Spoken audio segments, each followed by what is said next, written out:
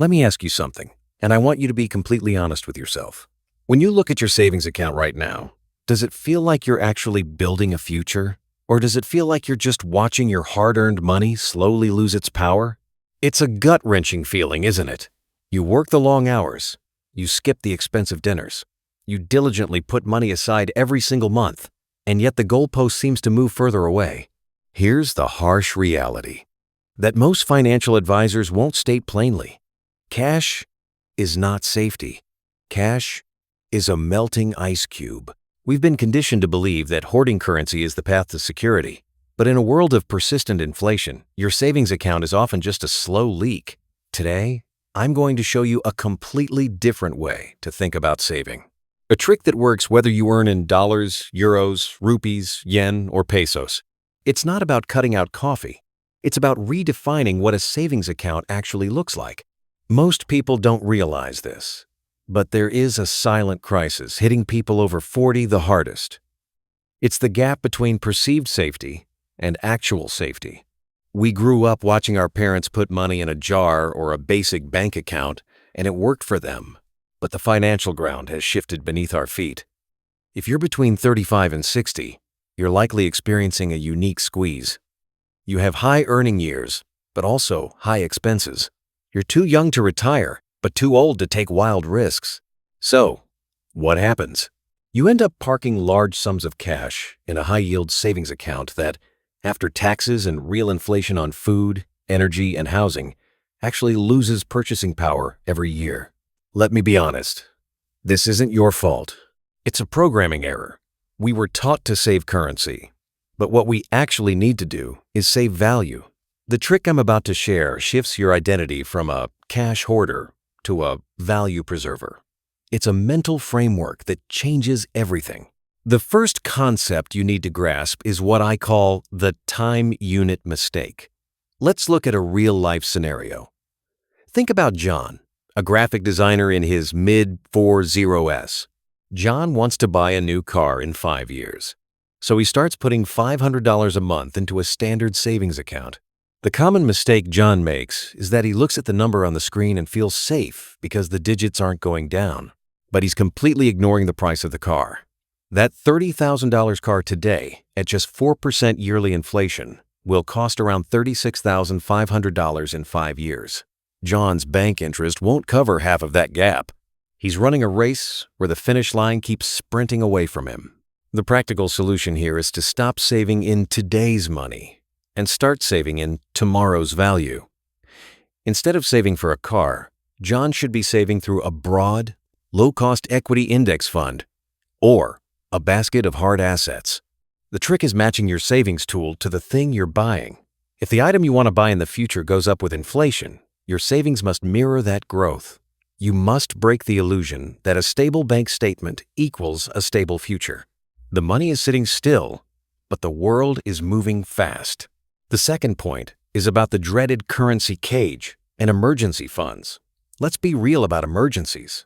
I speak to people globally, and the fear is always the same. I need my rainy day fund instantly. So, they let $20,000 rot in a checking account. Here's a scenario we see often.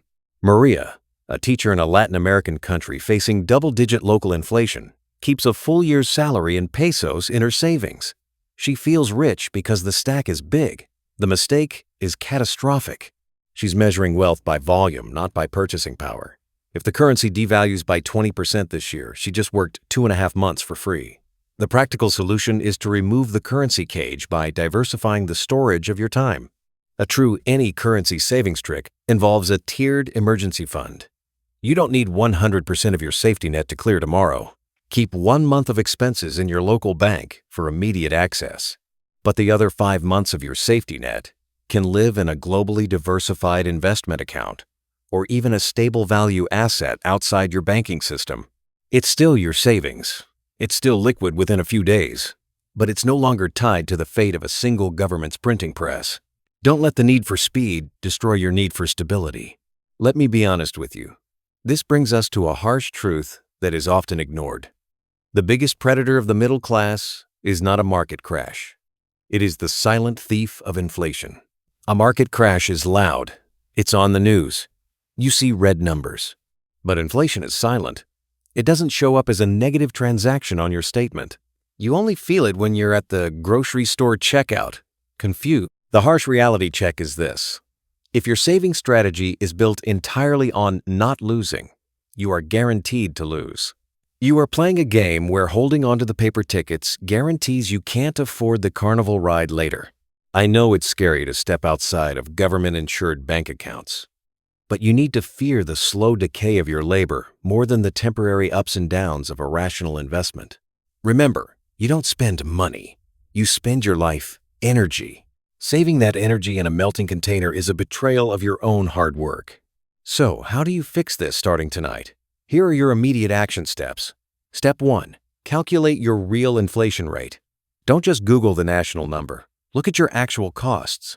Rent, eggs, electricity, insurance. Your personal inflation is likely higher than the official data. Once you realize you need a 7% return just to stay even, the need for change becomes undeniable. Step 2. Split your savings titles. Open a spreadsheet and label 3 columns. Column 1 is safety for money you need in under a year. Keep this liquid. Column 2 is growth for money you need in 3 to 5 years. This must be invested in assets that track the economy, like a global ETF. Column 3 is freedom for money you won't touch for a decade. Do not let this sit in cash. Step 3. Think internationally. If you are in a country with a volatile currency, the trick is holding global assets. This isn't unpatriotic. It's a necessity. Your purchasing power shouldn't be dictated solely by the politics of one line on a map. I've thrown a lot at you. The shift from saving currency to saving value is the most important financial evolution you can make after 40. It stops the slow bleed and actually puts your money to work across the globe. Now, I'm curious about your situation. I want you to drop a comment below and tell me this. What is the one specific thing you are currently saving for that you're worried inflation will steal from you? Is it a house deposit, your kids' education, or just the peace of mind of a retirement? Let's start a conversation about how to protect that specific goal. If this gave you a new perspective on your savings account, hit that like button and subscribe so we can keep building smarter financial systems together. Stop letting your time melt. I'll see you in the next one. Now, I want to take you deeper into the mental side of this, because the mechanics of saving are easy. It's the psychology that trips us up every single time. There is a trap that almost nobody talks about, and it hits people in their 40s and 50s the hardest. I call it the finish line illusion. Let me give you a real-life scenario that might feel painfully familiar. Imagine Raj, a hard-working IT professional in his late 40s, living in a bustling city. Raj has a number in his head. He believes that if he can just save up 100,000 inches his local currency, he will finally feel safe. He sacrifices for years, hits that number, and for a brief moment he exhales. But then he looks around. The cost of living has doubled since he set that goal. The apartment he wanted is now out of reach. The quiet retirement he dreamed of requires a number 3 times that size. The common mistake here is setting a static financial target in a dynamic world. We treat money goals like a finish line, but inflation turns it into a treadmill. Raj didn't fail at saving. He failed at updating his definition of enough. The practical solution is to stop chasing a fixed number and start chasing a fixed level of purchasing power. Your savings goal should not be a currency amount. It should be expressed in months of freedom. For example, don't aim for $50,000 or pounds or rand. Aim for 24 months of living expenses, because a month of your life is a month of your life regardless of what the central banks do to the paper currency. When you shift your focus from counting money to counting time, you automatically build a buffer against inflation. You stop watching the balance and start watching the lifestyle it can buy. Let me be honest about something else that is deeply uncomfortable but absolutely necessary to hear. Most people are sabotaging their savings without touching the money. They are making a mistake with their attention. We have become obsessed with the visible, the daily fluctuations of the stock market, the sensational headlines about economic collapse, the fear-mongering on social media.